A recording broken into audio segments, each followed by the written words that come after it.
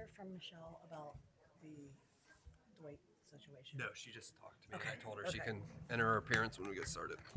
You good? Yes. All right. It's 7 p.m., so we'll bring this meeting of the Cecil Township Zoning and Hearing Board to order. For first order of business, we need to do our annual reorganization. So first we have chairman of the board. I'll request nominations for chairman of the board. I make a motion for Kara Sheridan, chairman of the board. Can I get a second? I'll second that. All in favor signify by saying aye. Aye. Aye. Next, we have vice chairman of the board. I'll make a nomination for Troy Gump. I'll second. All those in favor signify by saying aye. Aye. Next, we have secretary of the board. I'll request Alan Barney. I'll nominate Alan Barney for that position. Can I get a second? I'll make a second. All those in favor signify by saying aye. Aye. Next, we have for solicitor of the board, Tucker Aaronsburg, Christopher Volz. For solicitor of the board, I'll make a motion to nominate them. Can I get a second? I'll make a second. All those in favor signify by saying aye. Aye. Next, we must establish the time for our regular meetings. We will continue with the third Monday of every month at 7:00 p.m. I'll make a motion for that time frame. Can I get a second? I'll second. All those in favor signify by saying aye. Aye.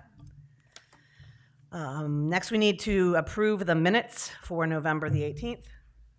I'll make a motion to approve the meeting minutes from November 18th, 2024. I'll second. All those in favor signify by saying aye. Aye. So first, we have some old business on the agenda. So this is application 2024-0005, Lambert Fisher variance request. I'll turn it over to you for any comments and, at this time? Okay. Him too. Okay, for both this first matter and the second matter we'll be discussing today, the Range Resource Substantive Validity Challenge. All those who wish to speak, if you could stand to be sworn in by our stenographer.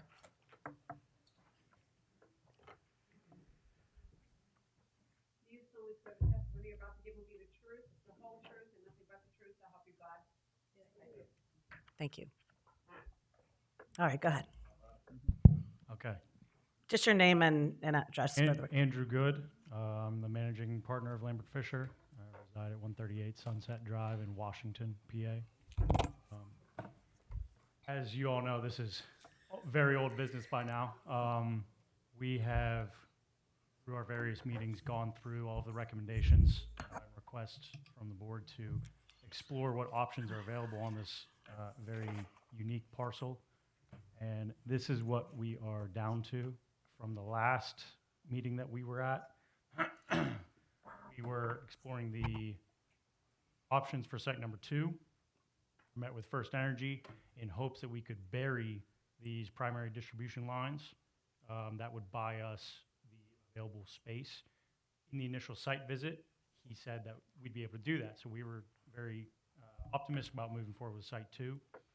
Then when I emailed them to get some estimates for kind of materials we were going to run, we're going to have our contractor run the conduit and everything they need. He said they cannot run the primary distribution underground. Bringing back up, he said avoid doing that at all costs. So the option that First Energy gave us is this middle pole here. They are willing to move this pole out of that culvert drain area that we had previously discussed. They're willing to move that one up closer to Cecil Henderson and to the right, and that would buy us an additional 9 feet to utilize site number 1. Best option would be to not move anything and go with building 1, that transformer on the pole, or we can pay to install another pole if we need to. Dimensions work. But I think, unfortunately, that's what we're restricted to now with the dimensions of the parcel, the utilities, setbacks. think site one is the minimum possible variance. And can you just confirm the variance, that length that you will need, how many feet? Yeah, so it'd be this, off this front corner, it'd be 30 feet. Okay. The maximum, because obviously with the way contours along Cecil Henderson, we have more inside the setback as you get further along, so the maximum point would be. Okay. Anything else? No, I don't think so. I hope that through this whole process, we've satisfied any possible concerns. I know we did the line of sight stuff, and it's not a concern there. We took care of the First Energy, and we explored the other two options. And with Montour Trail Council not willing to do a land swap with us to make this one viable, we're just stuck up back on site one. Understood. Does anybody from the board have any questions? Just to reiterate from past communications, we are going to access the storage facility off of Pap Road. Yeah, everything's coming off of PAP. Anyone have anything else? I move that we grant a 30-foot front yard dimensional variance to section 907E of the UDO so the applicant can develop the building as depicted in its applications and testified to at its hearings. Can I get a second? I'll second. All those in favor signify by saying aye. Aye. Good luck, and thanks Thank you very for much. working I through all appreciate those options and research. Thanks. Appreciate it. Okay, we're moving on to application 2024-0015. This is the Range Resources Substantive Validity Challenge. I'm going to turn it over to Chris Volz to help us talk through some of the procedures that we're going to go through here for this hearing. Good evening, everybody.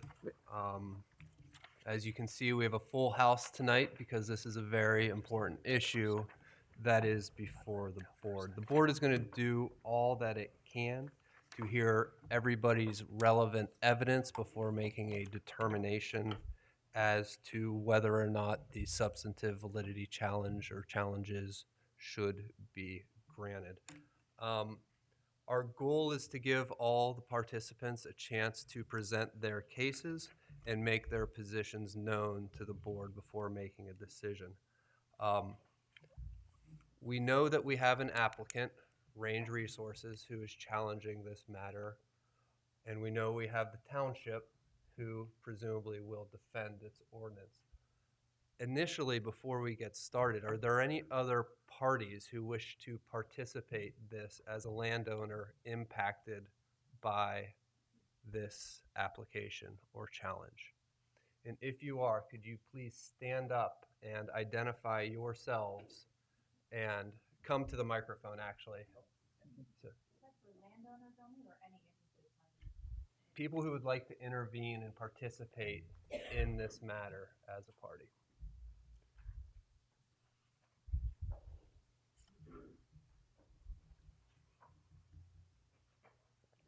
I need to recuse. My name is Joshua Brown. I'm an attorney with Lund Metcalf. I represent the Georgetown Estates Townhouse Association, which owns property in Cecil Township and also represents 900 residents, 380 individual homes across 82 buildings. I have a precipice for appearance, which I previously sent to Mr. Volz. I can enter it into the record now if that's the procedure. Sure, you'd like. that would be fine. Just briefly, how are the parties you're representing impacted by this challenge? So previously, there were proposed well sites, which I have copies of here today, that were at approximately 1,700 feet from Georgetown Estates, and that was the impetus for Georgetown Estates to get involved. This map was previously discussed during numerous hearings held regarding the proposal of this ordinance, and I can present that evidence here today if this board would like to see that, or if not, we can move forward. Okay. Does any party object to Mr. Brown and Georgetown Estates participating in this hearing?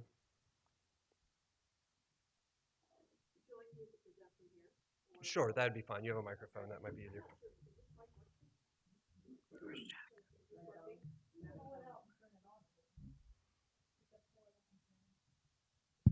There we go.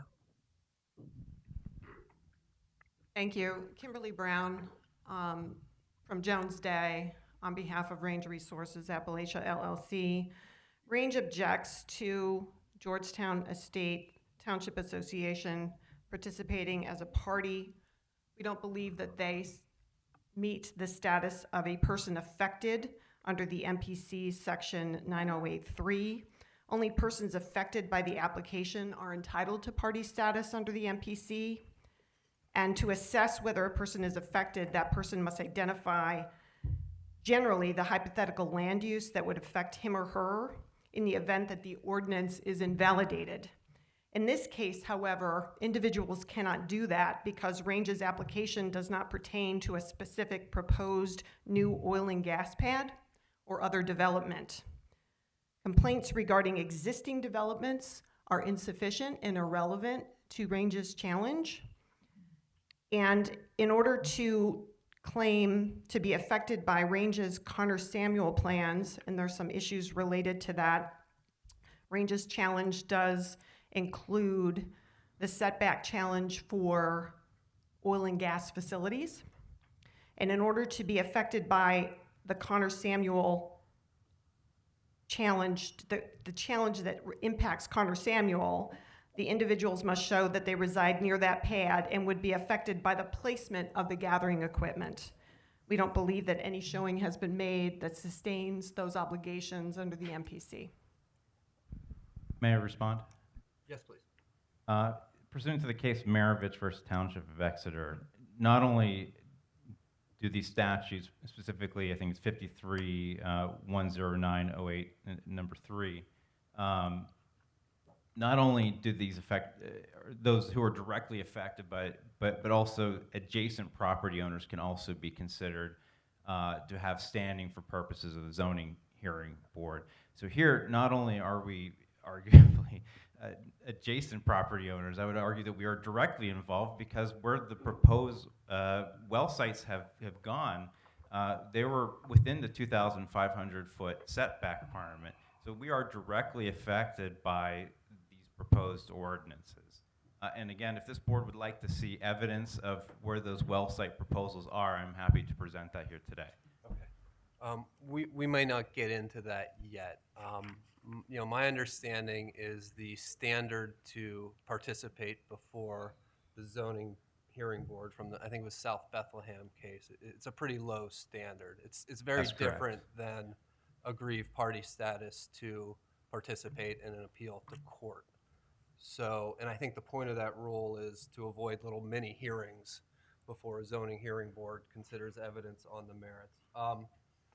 You know, I'll discuss with this with the board at a later time, but my indication or recommendation would be for you to participate, noting that it is important that your standing to participate is being challenged, and that you should present some evidence indicating, you know, why you should have party standing to appear before this board. Understood. Thank you. Oh, I'm sorry. I thought it was. Okay.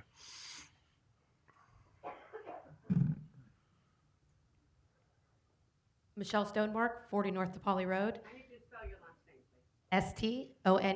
Stonemark.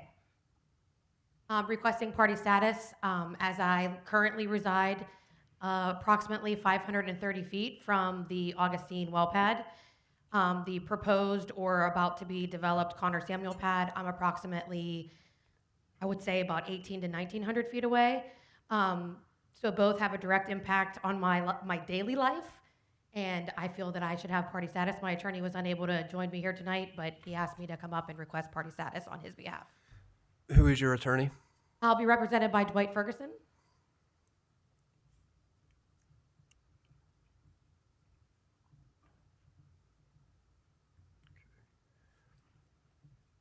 Any objections to Ms. Stonemark participating in this hearing as a party? Thank you. Again, Kim Brown on behalf of Range Resources Appalachia LLC.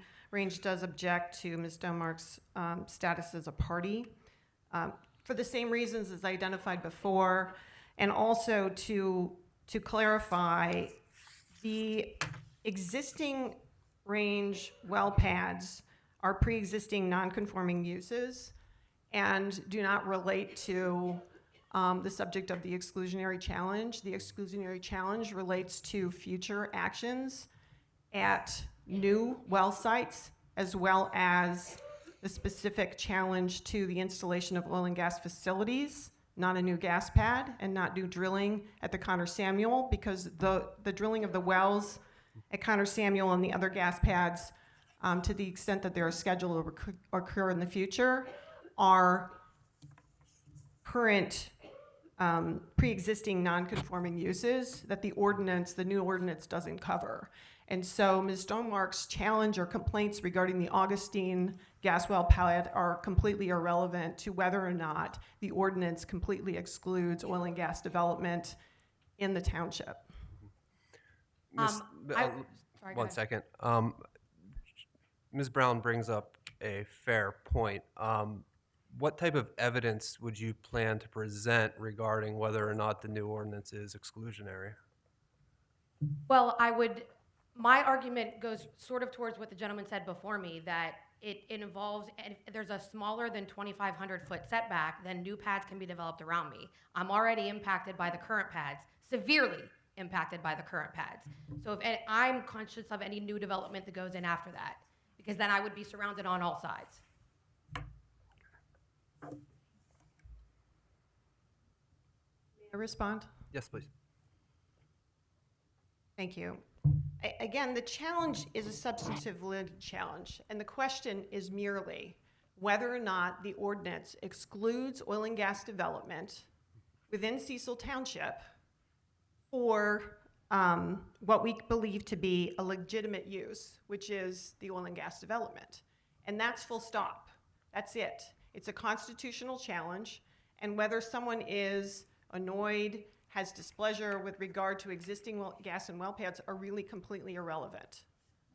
Well, I would say it's the township's requirement Before, to protect sorry, the- before this happens too often, I would request that people wait until they're addressed by the board before speaking. I think apologies. that, we do have a court reporter here, a stenographer, and her job's difficult enough to take down all the testimony. So I would respect and respectfully request that all comments be addressed to the table, not towards one another unless you're being questioned as a witness. My apologies. Okay, you were saying? I think the relevance of me being a party is that the township's responsibility is to protect the health, safety, and welfare of its residents. I am one of its residents. I am currently impacted. I will be impacted again when Connor Samuel goes in. And if any more pads go around me within that 2,500 foot, if the ordinance gets overturned and any other pads go in under the 2,500 foot setback, then I will be impacted again. And that is not just my annoyance, it's not just an irritation, it affects the health, safety, and welfare of my family.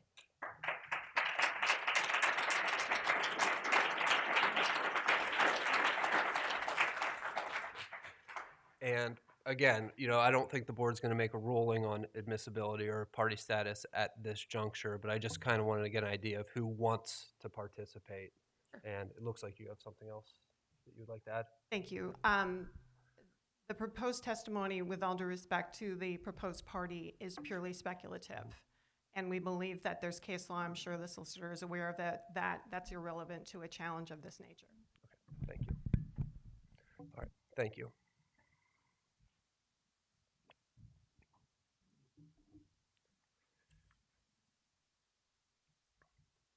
Hi, could you please introduce yourself? Bartik. I live at 2003 White Oak Circle. Can you try to speak into the mic a little more directly, please?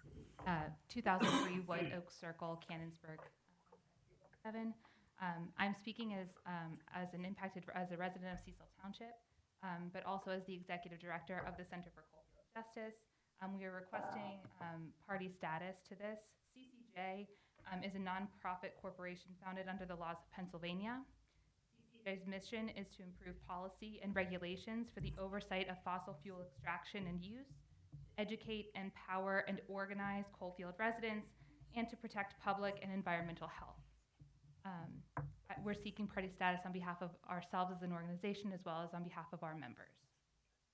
And I would like to make a point here. Section 908(3) of the Municipal Planning Code specifies that in addition to the applicant or appellant, parties to the hearing are the municipality, any affected person by the application who has made timely appearance of record before the board, and any other person, including civic or community organizations, permitted to appear by the board. Tonight, my attorney is not present. His name is Ethan Story, and he would be participating in this process moving forward. Sorry.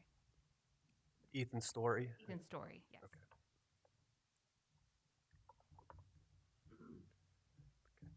Ms. Brown? If I may, to avoid further delay in repeating arguments, am I allowed to just incorporate my prior arguments? Absolutely, yes. Or and- objections will be noted. And Thank okay, you. Thank you. All right, thank you very much.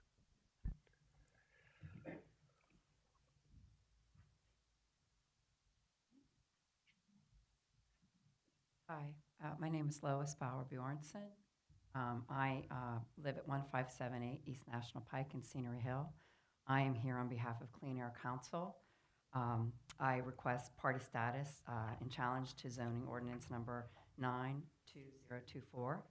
Clean Air Council requests that Cecil Township Zoning Hearing Board grant party status to the council in relation to Range Resources Appalachia, a subsidiary validity challenge 2024-0015 of ordinance number 92024. In support, the council asserts the following. The council is a member-based, non-profit corporation founded under the laws of Pennsylvania. Clean Air Council's mission is to protect and defend everyone's right to a healthy environment. The council uses advocacy, campaigns, community organizing, strategic communications, public education, and legal action to carry out this mission. Clean Air Council is one of the Mid-Atlantic's oldest environmental groups. It seeks party status and appeal on behalf of itself and its members.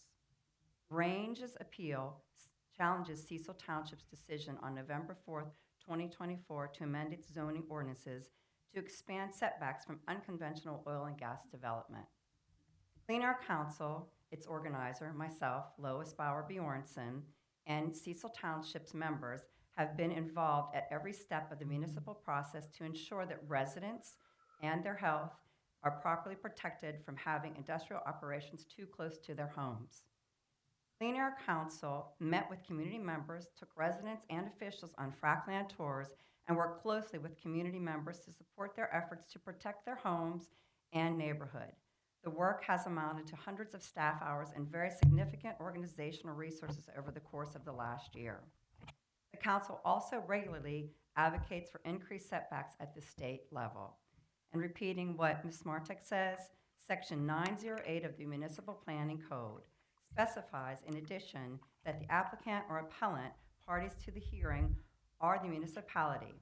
Any person affected by the application who has made timely appearance of record before the board, and any other person, including civic or community organizations, permitted to appear by the board. Therefore, the council respectfully requests that this zoning hearing board grant party status to this appeal. And on a side note, I am also an impacted resident in Scenery Hill. Thank you very much. I also received an email from Bernard Matthews at Meyer Dara, a Pittsburgh law firm,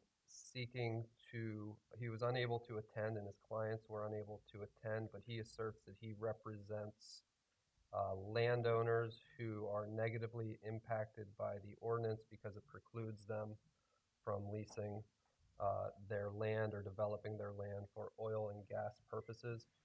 I'm going to read their names into the record. Their names are Michael Monaco, 1440 Ricing Road, 3 State Development Company, care of Michael Monaco, same address. Bruce Gazvoda, Gazvoda, 59 Coleman Road.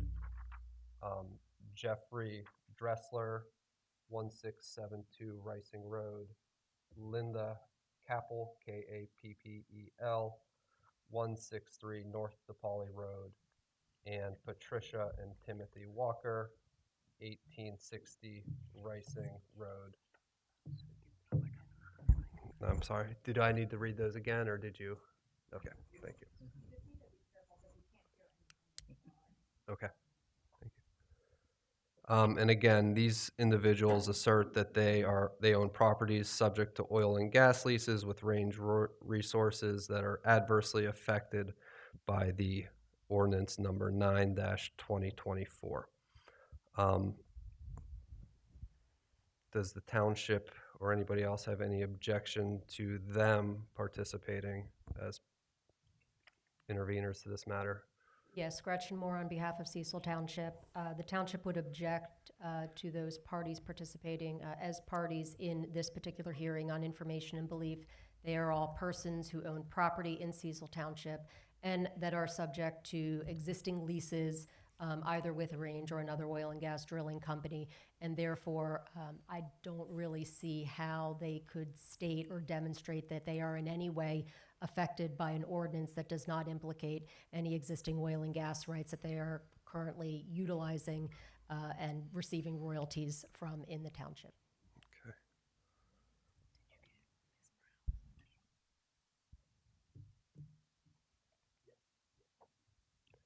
And for the record, Ms. Brown's objection to the Clean Air Council, though not raised, was noted because you have a standing objection. Thank you. Thank you very much. I just wanted to make sure that I didn't get a chance to jump in before you went to Mr. Matthews' time. I didn't get a chance to object, and so both to Clean Air Council and I apologize, I'm not sure I caught the individual's name, Ms. Bjornson. We object for the same reasons. And I'd also like to note for the record that counsel for the Board of Supervisors statement that the individuals who were represented by Mr. Matthews somehow are not impacted by the current ordinance. There's been no showing to that effect. Yeah, I agree, and I think there's been no evidentiary showing yet for any of the folks seeking to intervene in this matter. My goal for this one was just to identify who might be out there, and frankly, I think procedurally, the easiest way to move forward. Well, I'll pause on that. We'll see what else we need to deal with preliminarily. Is there anything the board feels like it should share with the public before we proceed? I will recuse myself from application 2024-0015. I'd like to make a statement about any requests that may be surfaced regarding and ask for my recusal. Despite the fact that I may have provided testimony or comments at township meetings in the past regarding being in favor of setbacks, this is not a question of whether or not setbacks are good. This is a question as to the constitutionality of the ordinance and whether or not the ordinance is de facto is actually de facto exclusionary zoning or not. I have not pre-decided this case, and I am able to review the evidence in an unbiased manner and will apply the law as advised by the solicitor. I'll look to the township and the applicant Range Resources. Are there any requests that any board members recuse themselves from this hearing? Range Resources requests respectfully that Chairperson Kara Sheardon recuse herself, and I can go on for the reasons why, if Okay. you'd like me to Please. do that. Under due process principles, any tribunal permitted by law to try cases and controversies must not only be unbiased, but must avoid the appearance of bias. There are several events and circumstances that establish that Chairperson Sheridan's actual bias, or at least the impermissible appearance of bias, against Range Resources, against oil and gas development generally, and in favor of the Cecil Township Ordinance number 9-2024, which is the subject of Range's substantive validity challenge. The first circumstance is Ms. Sheridan was a plaintiff in a land use appeal in Washington County Court of Common Pleas, opposing Cecil Township Board of Supervisors' approval of a conditional use permit for Range's Augustine well pad. We'll be handing up exhibits in support of Range's motion to the board members who have not recused themselves.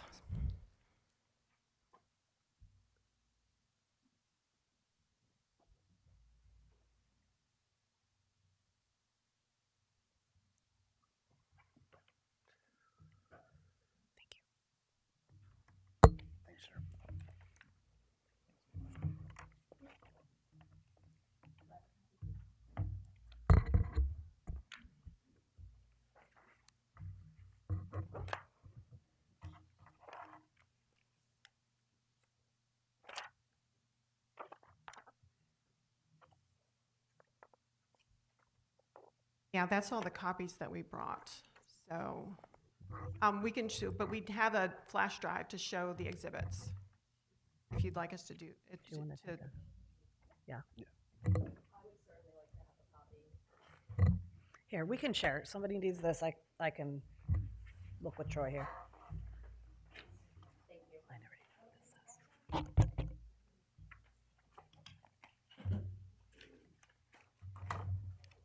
Mr. Volz, would you like us to wait until we get the exhibits displayed? I think that'd be easier so everybody can see what we're talking about. Thank you. Yeah, could we?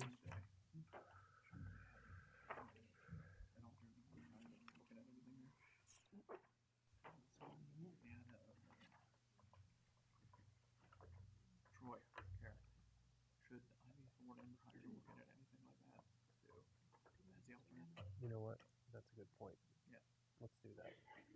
While this is being uploaded onto the screen, because Mr. Barney has recused himself and we do have an alternate here, I think it would make sense for us to join that alternate to this case. Would anybody?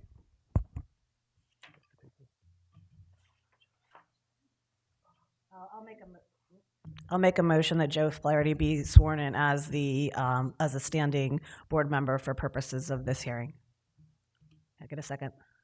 I'll make a second. All those in favor signify by saying aye. Aye.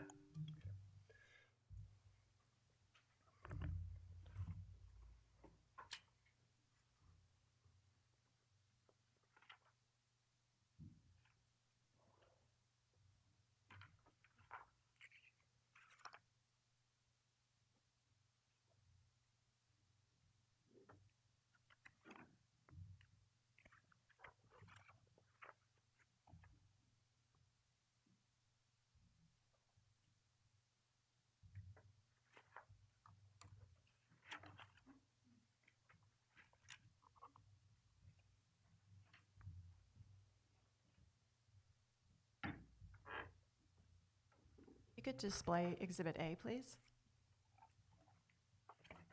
Mr. Volz, should I continue now? Yes, please. Thank you. Again, I mentioned before there are several events and circumstances which establish that Ms. Sheridan has actual bias, or at least the impermissible appearance of bias resulting in her requirement to recuse herself under the standing law of Pennsylvania. The first exhibit that we'd like to offer into evidence in support of our motion to recuse is Exhibit A, which is a docket for the case in which Ms. Sheridan was a plaintiff. This was a land use appeal in the Washington County Court of Common Pleas, opposing the Cecil Township Board of Supervisors' approval of a conditional use permit for Range's Augustine well pad. The appeal was filed in August 2017 and was dismissed by court order. in 2020. In addition, just last fall, while the ordinance was under consideration and just prior to the vote, Ms. Sheardon executed a sworn affidavit dated August 17th, 2024, in support of Clean Air Council and Environmental Integrity Project's petition to increase oil and gas setbacks, which is the very nature of the ordinance under consideration this evening. There are a number of statements in the affidavit which reflect, Exhibit B, which reflect that Ms. Sheardon has known bias against oil and gas development, including her statement in paragraph 11 in support of this petition that was filed before the Environmental Quality Board, again, seeking to increase oil and gas setbacks. She stated at the end of her affidavit that she believed the only way to minimize the impacts of what she contended was industrial activity in residential areas is to increase the setbacks as far as possible.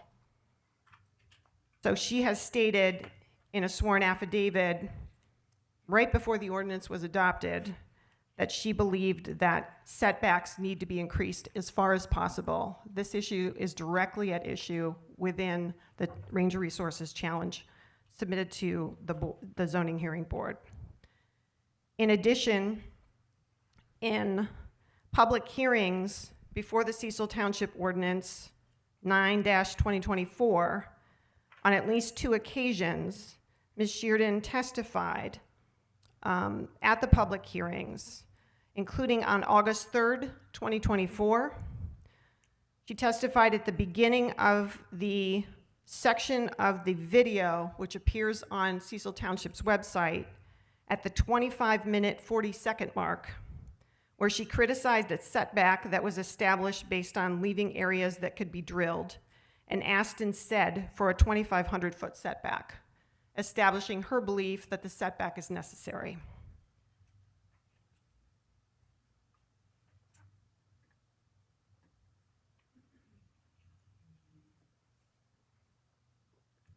I may have misspoken regarding the date, and so the date for that testimony was on April 3rd, 2024. Again, just for the record, it appears in the video of the public proceedings that occurred on that date, beginning at the 25-minute, 40-second mark. Also on June 5th, 2024, Chairperson Sheardon testified again at the Cecil Township Board hearings, beginning at the 2-hour, 51-minute, and 26-second mark on June 5th, 2024, regarding her various statements regarding the fact that she doesn't trust people who disagree with her with regard to whether or not oil and gas is an industrial use, that she doesn't trust people who say that studies were done about water quality, therefore indicating the fact that she cannot fairly judge the credibility of individuals based on positions taken regardless of factual support. And then apparently referencing a range witness said that she wasn't going to trust a study that was done by the company. Again, prejudging her belief that Range Resources did not have the ability or was inappropriately providing information. The fact that we're going to be providing witnesses from Range, and the fact that she has prejudged and testified under oath that she doesn't trust Range Resources to provide accurate information, reflects a pre-existing bias, which is where she's not able to fairly hear this proceeding as a matter of law under Pennsylvania law.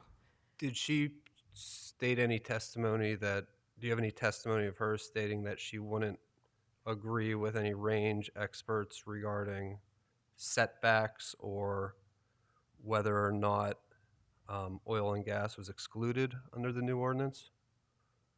Those issues weren't addressed in the underlying proceeding, but the issue is whether she has bias against Range, not necessarily with regard to the specific situation that's being addressed by Range, but she certainly has, under the law, established bias against Range.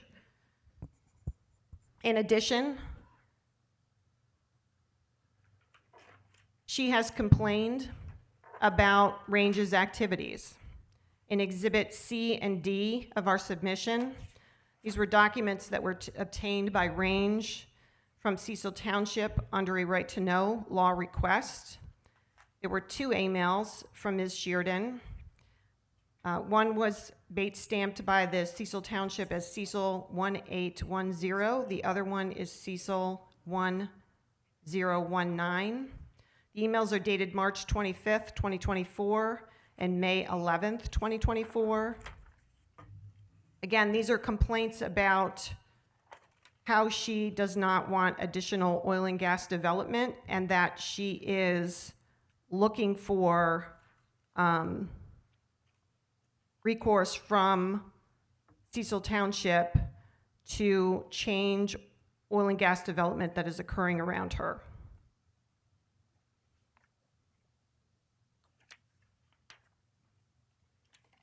Based on this record, including the fact that she has just months ago submitted a request to the submitted a sworn affidavit to the Environmental Quality Board in a petition seeking to increase oil and gas setbacks, even beyond those that are addressed in the Cecil Township ordinance, we believe that Chairperson Sheardon respectfully should disqualify herself from further participation in this proceeding. We believe that failure to remove Ms. Sheardon from these proceedings would result in further significant litigation and associated expense for the township and other parties as this issue is brought up on appeal.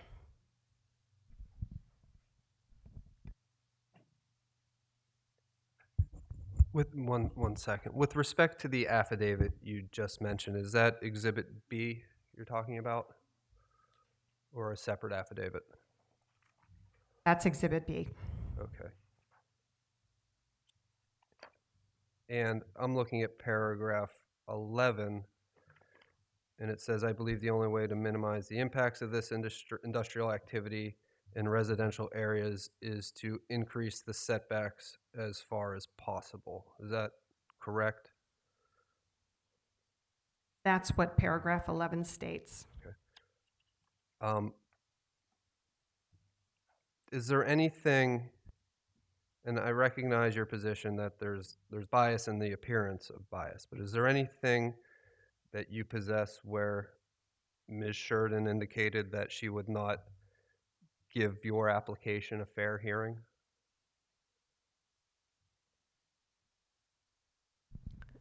We are not aware of her publicly stating that, but her obvious bias against Range, as reflected in her testimony, both in support of the ordinance as well as in support of a petition filed by an NGO seeking to expand oil and gas setbacks beyond those even addressed in the ordinance, reflect a clear bias against oil and gas development.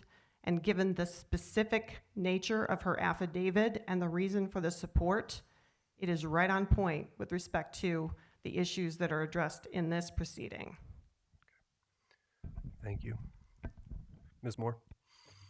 Yes, Mr. Solicitor, I believe you hit the nail on the head with your question. There is no allegation here that there is any pecuniary interest, okay? There is no Ethics Act violation even being asserted. So we are only talking about an appearance of impropriety. And as you know, elected officials and appointed officials are allowed to have an opinion, and they're allowed to express those opinions. The questions for you to ask your board member are merely, is she capable of listening to the evidence in this hearing, and can she decide the issue in an unbiased manner? If you administer those questions to her, and if she can say yes to those questions, she is free to participate and should be able to participate in this hearing, in my opinion. Thank you.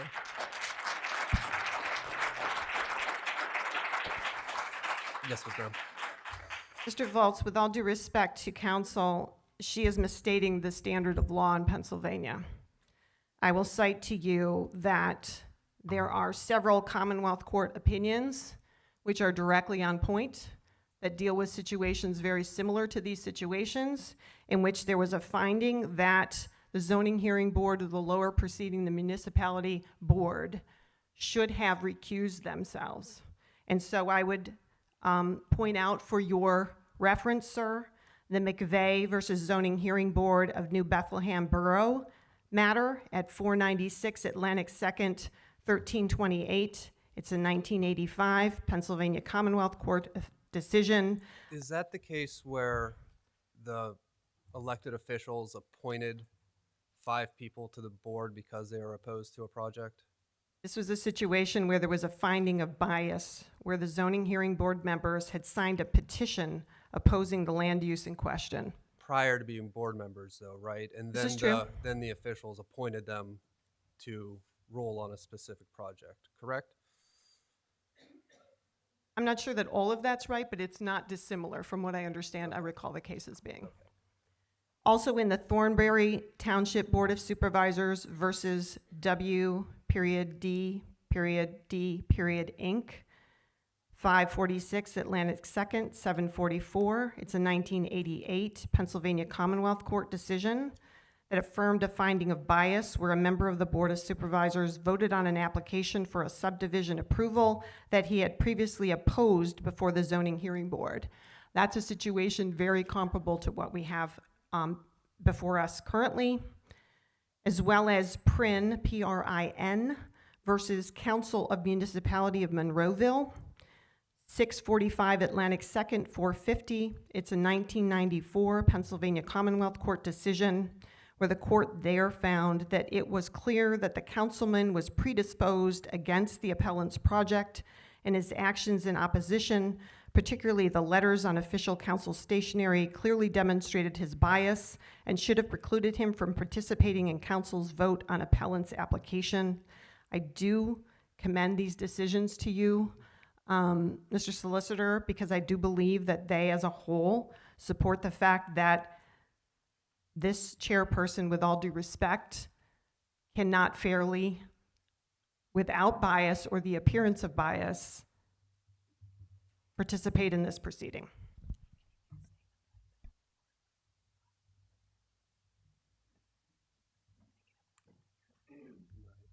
Yeah, so this seems like a very important threshold issue because, as noted by the parties, if we get this decision wrong, if Ms. Sheridan recuses or doesn't recuse and it gets reversed because of that, we could be starting this process over from the beginning. And I don't think anybody wants to do that. I think these cases are distinguishable. Ms. Sheridan wasn't appointed to the board immediately prior to this application being filed. She's been a board member for, 4 or 5 years now, well before this. And I'm not talking to the microphone again, I apologize. But this isn't a case where Ms. Sheridan was appointed immediately prior to this hearing. She's been on the board for many years and has done a good job as chairman and as a member of the board. But again, this is a really, really important decision. So I am wondering, after we do a few preliminary matters and address a few preliminary matters, whether we pause and the parties support briefs as to why Ms. Sheridan should not consider recusing herself. I think it's just a threshold issue, and I'd be wary of proceeding before dealing with that issue. And I imagine there's a few other, I know the township filed a motion to dismiss, which, again, I think we could talk about that preliminarily now, but use tonight more as a stage setting for a lot of preliminary issues. I mean, we're going to have disputes as to who should be parties to this proceeding. We're going to have disputes as to whether Ms. Sheridan should recuse herself. And, based on earlier correspondence, we might have a dispute as to whether this appeal should be dismissed. So that's where I'm leaning with respect to this. Ms. Moore, do you have something to add or present? Just to reinforce, Mr. Volz, what you said, I do think there will be multiple issues after we go through the proceedings today that will require briefing maybe some focused evidentiary hearings, but certainly briefing, including the motion to dismiss that I'm hoping to present tonight. So I do think it's a good idea, if we're going to be briefing those issues, that we brief all of the issues, including recusal, and perhaps if there are standing briefs for the other parties. Thank you. Ms. Brown?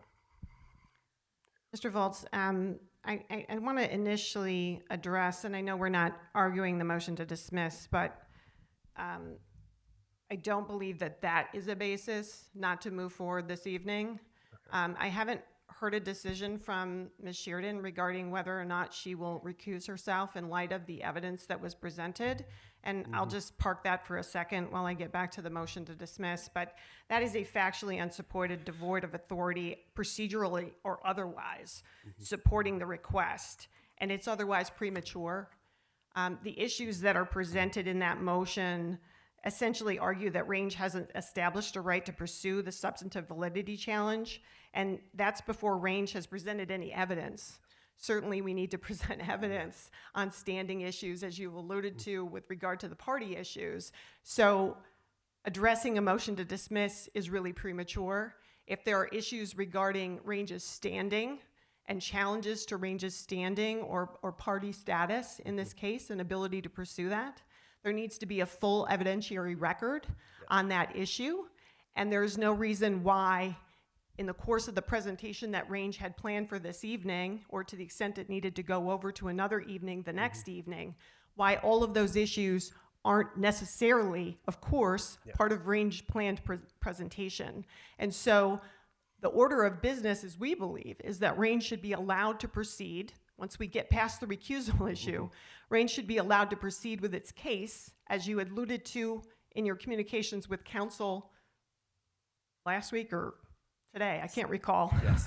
I think it was more than today, but yes. To proceed in that manner, as is normally, right? We need to present our evidence with regard to how we are entitled to bring the challenge, what the basis for the challenge is, the evidence in support of the challenge, and that is what Range plans to do and is ready to do this evening. The issue of whether or not there are challenges to that needs to happen after that evidence is presented and after there's a fulsome record. And that usually happens after all of the evidence has been submitted by whoever is allowed to present evidence, including the township and any additional parties who are allowed to present evidence at the board's decision. And then we present findings of fact and conclusions of law. To the extent that there is any contention that Range is going to be precluded from making that evidentiary hearing standard, which efficiently would be presented in the planned presentation that we had for this evening, then that's going to inhibit Range's ability to present its case. And given that this is an issue of constitutional significance, that is impairing Range's right, really, to those constitutional protections. And so that motion really should be disregarded at this point in time. It's procedurally improper. There's no support for the concept that we should have a mini hearing on standing before we actually get to present the evidence in support of the challenge. Ms. Moore? Attorney Moore? Mr. Volz, with all due respect, the sequencing that Ms. Brown just described is absolutely wrong, and this board should proceed as follows. Standing is a threshold matter. Ripeness is a threshold matter. Standing is jurisdictional. Ripeness is prudential. Both of those matters must be decided before this board determines it's ready and that this party can move forward to the substance of this case. And in light of the fact that these cases are so time-consuming for the parties involved, for you, for the township, you absolutely, and it is the normal course of action to address standing first. And I'm not saying do it without evidence. I'm saying absolutely let me present my motion to dismiss. Let's talk about a focused evidentiary hearing that will address any factual questions you may need to decide the township's motion to dismiss on ripeness, standing, and otherwise. Make that decision. After you make that decision is the appropriate time for this board then to determine if it's ready to dive into the substance of this matter and go through the days and days and days of substantive hearings. So the standing and threshold is the first thing that should be addressed. It's absolutely the appropriate way to address it first, in a focused hearing, make a decision, and then move on. Thank you. Attorney Brown, how long would you estimate your presentation will be, the whole thing from start to finish, not limited to standing? I guess, how many witnesses would you estimate you're going to? I'm trying to add up minutes. Not accounting for cross-examination. Correct. Direct examination, it's going to be approximately an hour and a half. Okay.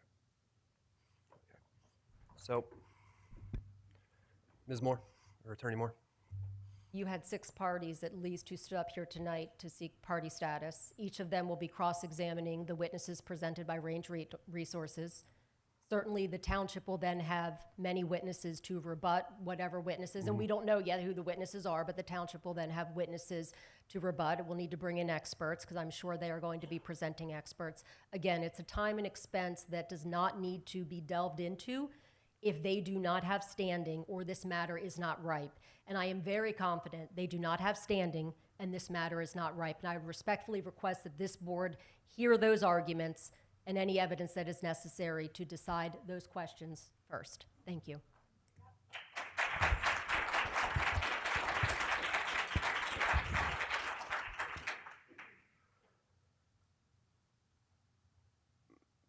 I'll defer to the board, but I think the first threshold issue we need to address is whether or not Chairperson Sheridan should recuse herself from this hearing. And I disagree with both parties to an extent that it's an easy answer. I think this is something that everybody needs to submit a brief to us on if they're going to, if there's going to be a request for recusal. I think Range Resources should provide a brief evidencing, incorporating evidence that they have and legal argument why Ms. Sheridan should recuse herself. Once we deal with that threshold issue, and another thing we need to address is Range's objections to the various parties and the parties' request to intervene in this matter as an impacted party. So my suggestion to this board is that we pause for this evening, reconvene at our next regularly scheduled meeting. The parties to this matter within 15 or 20 days, whatever works for them, let's make it 20, email Ms. Ross and myself, the zoning officer, Ms. Ross, and myself, arguments regarding recusal and the right to intervene in this matter.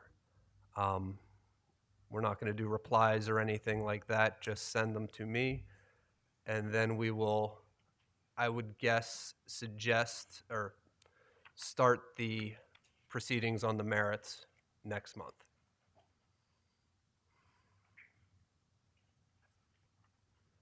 Mr. Volz, as it relates to my preliminary motion to dismiss for ripeness standing and a review of the ordinance, may I present that motion tonight, and then that's something that can also be briefed, or are you proposing to hold off on that until these other preliminary matters are decided? I want to hold off on that just because Ms. Sheridan's still participating in this, and I would like to make a decision on the merits after we've made that determination about whether or not she will recuse.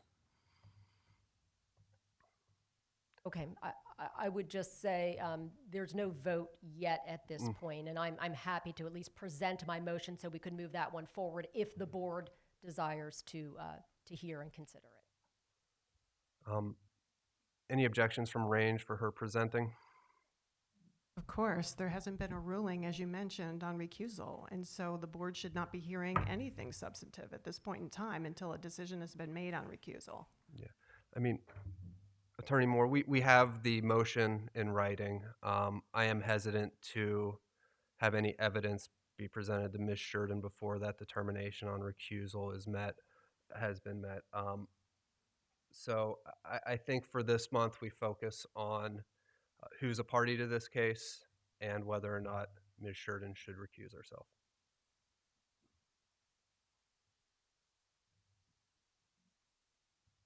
Um,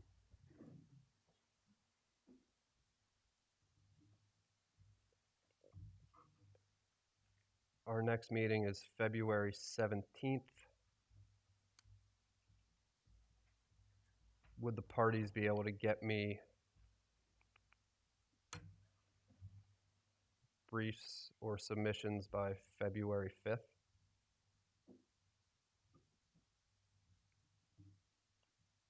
That's acceptable to range. I'm sorry, I missed the deadline Wednesday, February 5th? for briefing. Yes. And then the hearing on the 17th.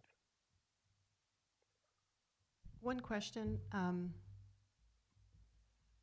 when would we be able to get a transcript? Because some of the issues relating to who was presenting, we would need a transcript for in order to make the appropriate arguments. And it's okay if it's rough.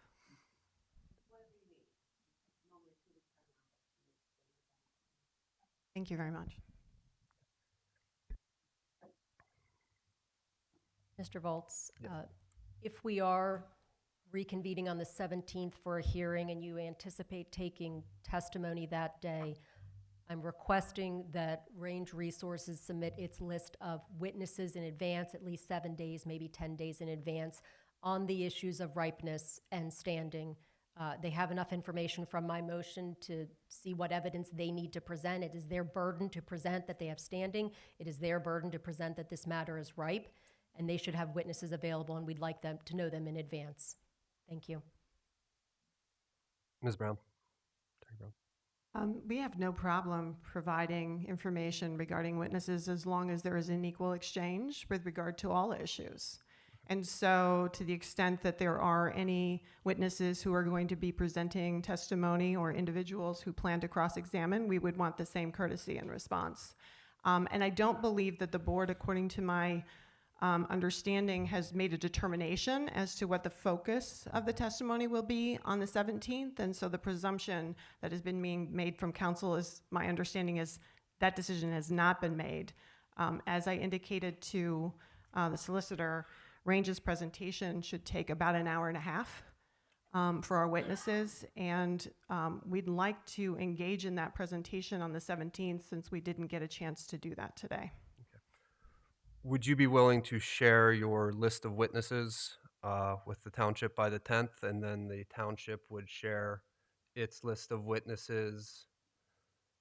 I don't think the township is going to present witnesses on the 17th, just if you're an hour and a half direct and we have a lot of potential people cross-examining. The township would present you with a list of their witnesses the week before potentially the March hearing?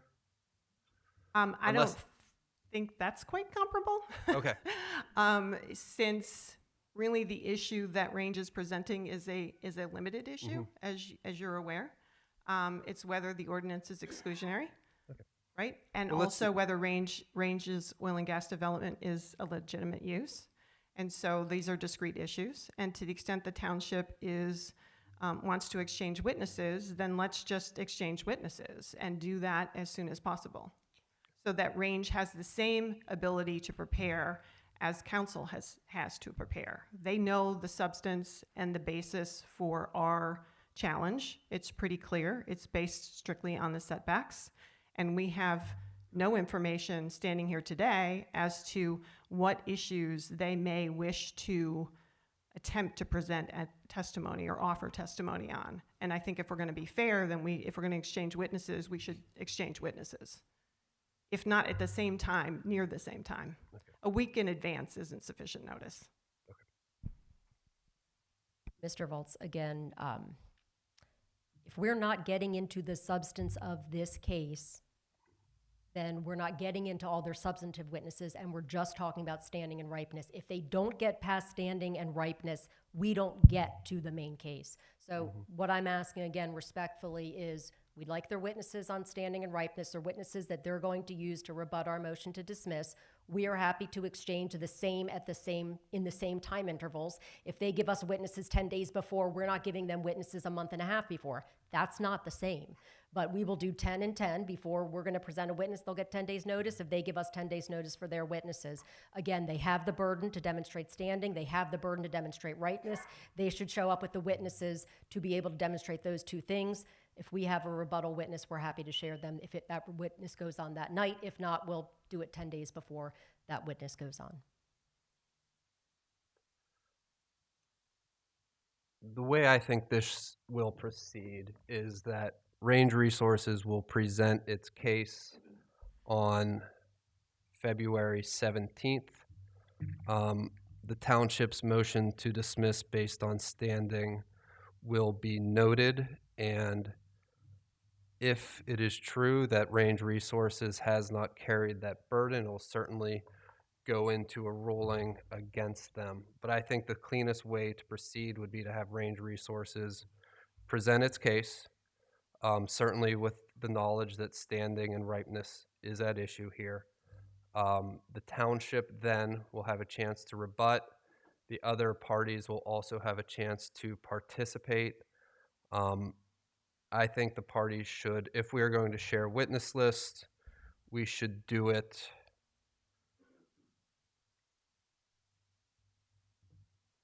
I don't know, what's the timeline? Would it keep that at Wednesday, the February 5th as well?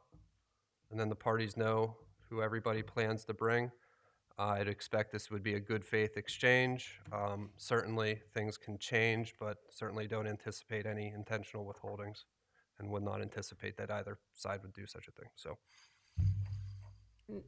that I'm clear, is this regarding all witnesses for all issues? Yes, By all parties, by all parties. not just the township? And you can submit them to me, and I will not share them until I receive them from both sides. So we were to submit our witness lists from all parties on all issues to you by February 5th. Is that correct? That is correct. That's fine with Range. Mr. Volz, with all due respect, they are the moving party and they have the burden. How are we to know what witnesses on behalf of the township we will need until we hear their witnesses and their presentation? And I would just say it's the witnesses you currently plan to bring. We'll exchange those by February 5th, and if it's a good faith exchange and things change, then things change. You know, I understand you can't know every rebuttal witness you potentially have, but if you have a list of witnesses that you plan to call and you know that now, let's share it so both parties know what we're doing. The board has an idea of how long this will take and what type of evidence we're going to be considering, and then we go from there. So I will say on behalf of the township, I will be focusing on standing and ripeness, and I will have one witness to bring to get some maps put into evidence, and that's it. Other than that, I will need to wait, with all due respect, to hear their witnesses to determine what other witnesses the township needs to call and what experts it needs to call, depending on the experts that they call. And we will not have that information on the 5th. I believe the solicitor is aware that the township has burdens of its own, and therefore we believe that they should be aware of what witnesses they are planning to present to oppose Range's application if Range sustains its burden of showing that the ordinance is exclusionary and oil and gas development is a legitimate use. And so therefore, for that reason, the township should be aware and should not delay in disclosing witnesses they plan to call to support their burden in this case. Again, we are not the moving party. They are the moving party. They present, and then we present. So I don't see how it makes sense or it's fair for everybody to exchange witness lists on February 5th when the township's witnesses, frankly, are probably not going to be testifying for 2 or 3 months after the 17th, because they're not going to be done on the 17th. Okay, I think we all know that. But I'm just thinking, like, if this was a trial, you know, we'd exchange witness lists at the same time. And again, I'm not holding anybody to any standards. If things change, things change. But if we're going to request that parties share who they plan to call, I don't understand why both sides cannot do it. And again, if you don't use them, there's no penalty to that. If you add somebody, there's no penalty to that. But I just think, you know, if we're going to share witness lists, we should do it at the same time, and we should do it by February 5th. Make a good faith exchange, and then we'll be ready to proceed. And go ahead. I was just going to ask if then after the hearing has concluded on the 17th, are you going to ask for an additional witness list for the following meeting? Because I do understand what Ms. Moore is saying if it's in response to other, statements that are made. Just I believe, with all due respect to the chairperson, that this is the kind of participation that should occur, if at all, if there is a finding by the board that Ms. Sheridan is not recused. I don't believe I heard you, Mr. Volz, saying that there was a limitation on the types of lists. It was all witness lists for all issues, not just for the February 17th. Was I correct in my understanding? You are correct. So that's my proposal, that parties exchange witness lists on all issues by February 5th, and that will give us time to have that information and to understand the issues that will be preceding the February 17th hearing, and from there we can proceed on the merits. That's acceptable to range. Thank you very much. What about exhibit lists? Are you going to require an exchange of exhibits?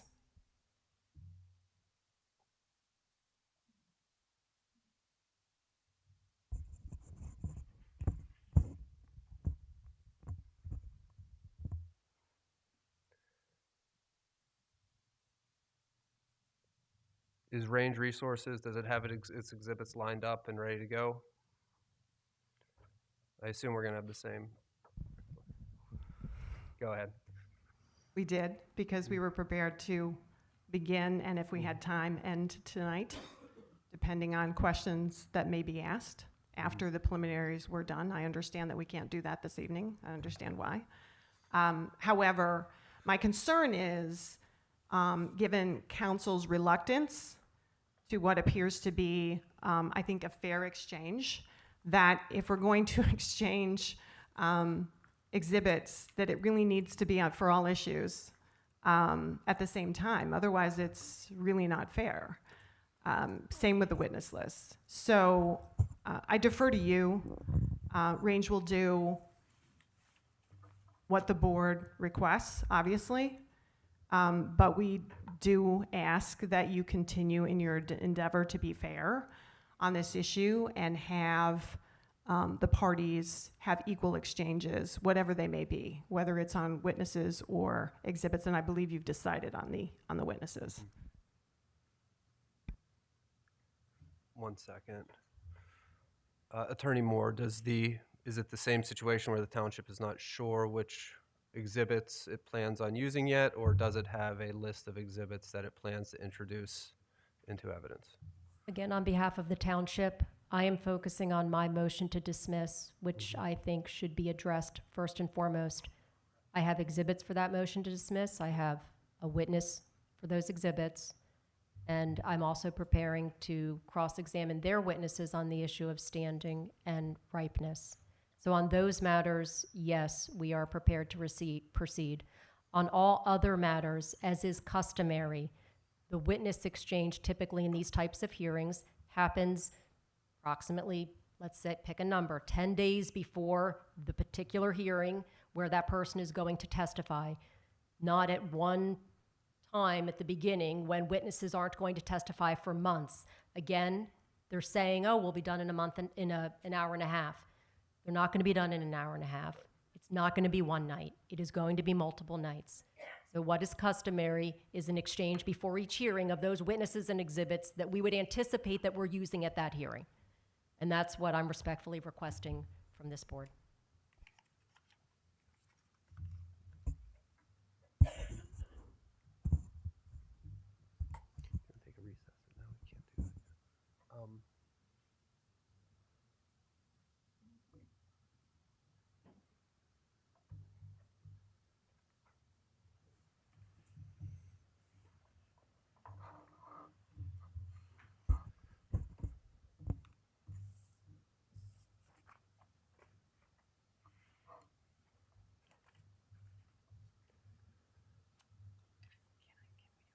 Yeah, we're going to convene to executive session to discuss this legal issue.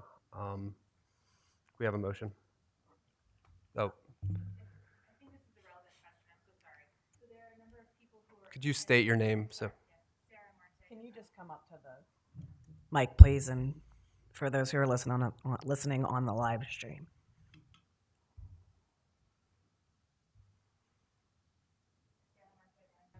Center for Coalfield Justice. So there are a number of organizations and individuals in the room who are seeking party status. Is it correct that we'll find out on the 5th whether or not we are a party? You'll find the 17th. It'll be at the beginning of the hearing. 17th is the next hearing. Yes. All of these materials for parties to prepare are due on the 5th. So are we going to be if we're granted party status, are we full parties to this process? You have until the 5th to submit written argument why you should be granted party status. But then on the 17th, we'll find out if we were granted Correct. that status. And we will be expected to participate with our we'll be able to plan for cross-examination.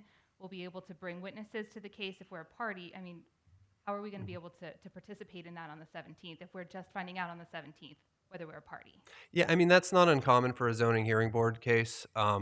Presumably we could have started tonight and you would have been ready to go. So, yeah, I mean, submit your argument, why you should be granted party status, and, prepare and be ready to go as you see appropriate for the 17th.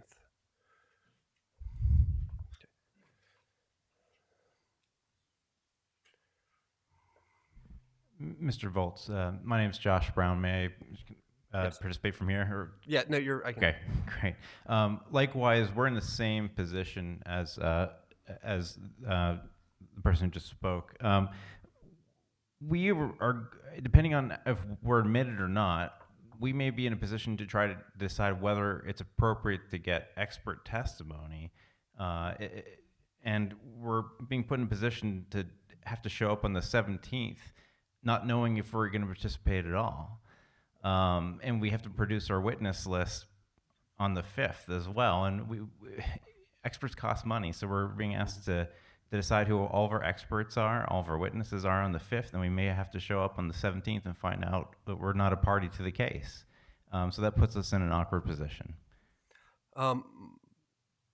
Maybe I should have clarified. My initial ruling was limited to Range Resources and the township only because they are the only two official parties to the case yet. Other parties will, to the extent they're admitted, will, have to comply with directives beginning on the 17th. We wouldn't have an opportunity to present a case. You're setting this up for Well, we're going to recess to executive session. We'll be back in a minute.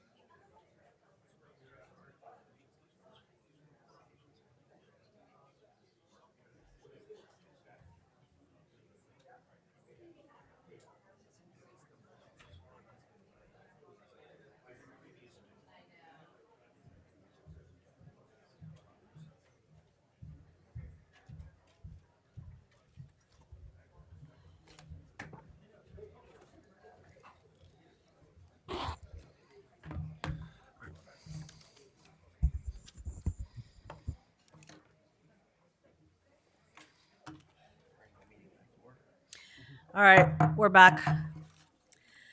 To get started, I'd just like to make a quick statement. So, although I do believe that I would be able to give a fair and unbiased opinion to these proceedings, I have determined that as a result of some of the information that has been shared and in an effort to ensure that my ability to participate is not challenged in the future, I have decided at this point to recuse myself from this hearing and allow my two other board members to consider what continue with the proceedings. So with that in mind, we are going to start the hearing on the merits on February 17th. To streamline things, there's going to be no exchanges of witnesses or exhibits. All parties who entered their appearance earlier today will be conditionally permitted to participate, recognizing that your appearance is being challenged and that you need to satisfy the necessary requirements. After Range Resources presents its case in chief, we will recess for the evening, and the objectors or defenders will have until the next scheduled hearing to begin their rebuttal. So that is the calendar and scheduling we're going to use. If there's any questions, please let me know. Mr. Volz, I have a question regarding the procedure on the 17th. I believe you said that Range would present its case in chief first. Is that correct? Yeah, yes. And did you say that the parties who had requested party status would be allowed to provisionally participate? Correct, yes. Are we still having briefing on whether or not those individuals have party status? I am going to push that back to post-hearing briefs as to whether they have standing to participate in this hearing. We've done that in other proceedings and other zoning boards, and it's worked pretty well. We can conditionally allow them to present whatever witnesses they want, and then, I mean, it's a pretty low bar to reach affected person status, so I'm not anticipating, but we'll see. I just think it's easier to get this process moving forward and let the parties put on their cases, and then we'll make rulings as to the admissibility of their evidence based on whether they succeeded and reached that burden or not. I understand your decision. My question relates to whether the individuals who sought party status are going to be standing on the presentation that was made today, or whether they're going to be allowed to introduce additional evidence in support of their status, and will they be allowed to participate in cross-examination of Range before they make that additional showing, if you are allowing them additional opportunity for showing? Yes, they will be permitted to cross-examine Range Resources witnesses. When it is their opportunity to present their own cases, they will bear the burden of establishing that they present and possess the requisite standing to reach that burden. And to the extent that they are found not to have party status, is their examination then going to be stricken from the record or deemed not to be considered by the board? Correct. Thank you.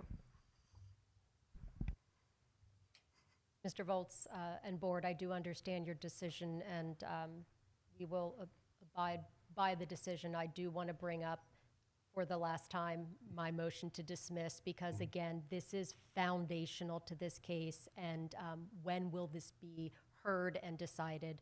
I'd respectfully ask that it be heard and decided promptly and first, because I don't think we need to get into the merits of the case if you make a decision on this. And the evidence needed to make a decision on this is just a couple questions, really. And I think you have everything you need to make a decision.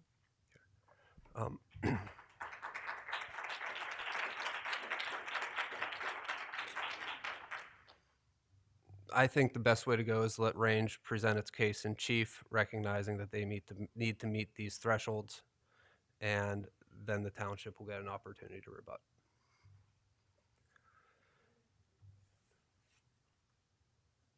Thank you. Thank you. One final question.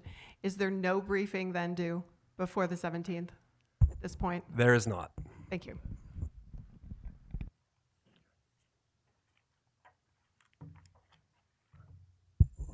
Motion to adjourn? I'd like to make a motion to adjourn this Cecil Township Zoning Hearing Board meeting for this evening. I'll second it. All those in favor signify by saying aye. Aye.